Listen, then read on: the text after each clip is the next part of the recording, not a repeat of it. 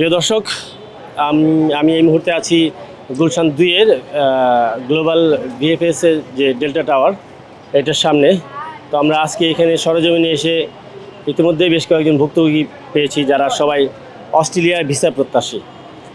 সেই অস্ট্রেলিয়া, অর্থাৎ যে অস্ট্রেলিয়া ওরা ওদের নিজেদের বাপদাদার কোম্পানি আছে, হয়তো মানুষকে, এই অসহায় মানুষকে নানা রকমভাবে প্রলুব্ধ করছে ফেসবুক বিজ্ঞাপনের মাধ্যমে, তারপরে হচ্ছে হোয়াটসঅ্যাপ, ইমো, এগুলোর মাধ্যমে তাদের সাথে নিয়মিত যোগাযোগ করে বিভিন্নভাবে বিভিন্ন পলিসি মেনটেন করে ভিডিও স্ক্যামিং, তারপর হচ্ছে ডকুমেন্টেশনের স্ক্যামিং মাধ্যমে তাদের বিশ্বাস অর্জন করছে এবং তাদের কাছে টাকা হাতিয়ে নিচ্ছে লক্ষ লক্ষ টাকা। ইতিমধ্যে আপনারা প্রবাসী টিভিতে দেখতে পেয়েছেন বেশ কিছু প্রতিবেদন, যেটা আমরা ভুক্তভোগীরা তারা সরাসরি এসে অভিযোগ করেছেন।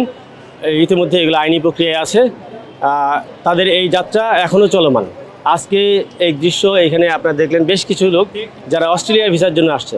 আসলে তারা অস্ট্রেলিয়ার, আমি বলবো যে কি বলবো, তাদের এই ভিসা সম্পর্কে আমার মনে হয় যে বিন্দু পরিমাণ ধারণাও নেই।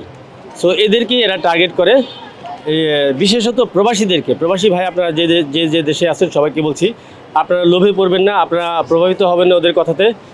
Australia, Canada work permit visa সাধারণত হয় না, আপনাদের মানে সবার জন্য না। এটা অনেক হাই প্রফেশনের যারা আছে, ডাক্তার, ইঞ্জিনিয়ার যারা আছে, তারা যদি চায় তারা নিজেরাই করতে পারে। সেক্ষেত্রেও যে যোগ্যতাটা লাগে, আইএলসের প্রয়োজন আছে। অস্ট্রেলিয়া কোনো আইএলস ছাড়া যাওয়া যায় না, কানাডাতেও আইএলসের প্রয়োজন আছে। সেই ক্যাটাগরিতে আপনারা পড়েন না। সো এই ফাঁদে কখনোই আর পা দিবেন না, সচেতন হন। আপনারা সচেতন হলে এরা থেমে যাবে, আর এদেরকে ধরতেও সহায়তা করেন না, এটাও একটা দুঃখজনক বিষয়। অবশ্যই আপনারা সচেতন হন এবং এই ধরনের প্রতারককে প্রতিহত করুন, আইনের আশ্রয় নিতে সহায়তা করুন। কী নাম আপনার? জহিরুল ইসলাম। জহিরুল ইসলাম। কোন দেশের জন্য? অস্ট্রেলিয়ার জন্য। তো আপনি কি করেন? আমি এখন বেকার। আগে এই সাইড দিন। আগে ওমানে ছিলাম 8 বছর। ওমানে ছিলেন, এখন দেখেন দেশে বেকার, অস্ট্রেলিয়া যাবেন। এই যে ওদেরকে পাইছেন কীভাবে? ফেসবুকের মাধ্যমে। ফেসবুকের মাধ্যমে। কত টাকা কন্ট্যাক্ট হয়েছে? আমার লোক কন্ট্যাক্ট হয়েছে দেশে 75,000 দেশে খরচ হবে, আর বাকি 6 লাখ যেটা বলছে 6,75,000 মোট, ওটা ওইখানে কোম্পানি বহন করবে। ওদের বাপদাদার কোম্পানি, ওরা ওখানে যাওয়ার পরে দেবে, বুঝছি। আপনি দিয়েছেন কত এই পর্যন্ত? না, আমি তারে ওই আমার ফাইল করার জন্য 5,000 টাকা দিছি, আর আমার মেডিকেল করেছে 12,800। এখানে পাঠাইছে ফিঙ্গার দেওয়ার জন্য। ফিঙ্গার দেওয়ার জন্য কত টাকা নিছে?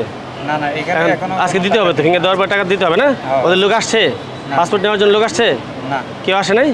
তাহলে এগুলো কি সব ভূতের মাধ্যমে করে এগুলা? আপনার টাকা নিছে কীভাবে? না, আমারও বলছে বিষয় হলে বিষয় কনফার্ম হই সব কিছু 100% ভিসা দিবে আপনাকে, না? তারপরে যাই আপনার যে বাকি টাকা 75,000-এর ভিতরে 1 টাকাও বাড়তি হবে না, কম হবে না। বুঝতে পারছি। এই টাকাগুলো কীভাবে দিচ্ছেন আপনি? বিকাশে?